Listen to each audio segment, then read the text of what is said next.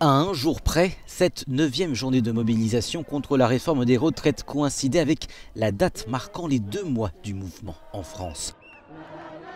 Mais alors que la grève dans les transports s'est essoufflée depuis le début, une question se pose, le mouvement peut-il inverser la tendance ? Selon les services du ministère de l'Intérieur français, le nombre de manifestants a fortement décru jusqu'à la mi-janvier avant de remonter légèrement à l'occasion de la présentation du projet de loi en Conseil des ministres, c'était le 24 janvier. Côté syndicat, les chiffres sont en dents de scie, mais globalement plus flatteurs. Néanmoins, à 2 reprises ces dernières semaines, la CGT n'a pas révélé de chiffres au niveau national. Mais à Marseille, ses opposants veulent rester confiants, se basant sur d'autres chiffres.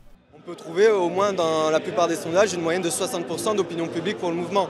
Ça nous conforte, y compris ce qui nous conforte, c'est toute la solidarité financière que les cheminots reçoivent.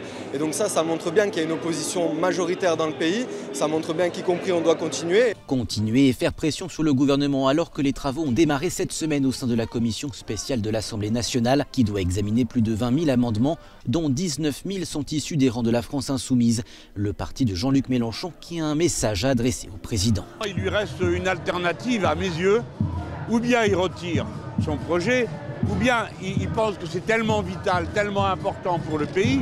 Bon, d'accord, alors à ce compte-là, qu'on demande aux Français ce qu'ils veulent. Alors c'est ou retrait ou référendum.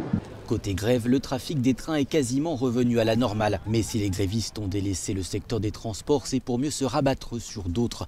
La CGT organise régulièrement des blocages de grands ports maritimes. Et dans le secteur du traitement des déchets, 3 sites d'incinération d'Île-de-France ont reconduit leur mouvement jusqu'à vendredi. Les opposants n'ont donc pas dit leur dernier mot. Le 17 février, jour de l'examen du projet de réforme en séance à l'Assemblée nationale, l'UNSA RATP, premier syndicat de la régie des transports parisiens, appelle à un lundi noir, espérant frapper un grand coup.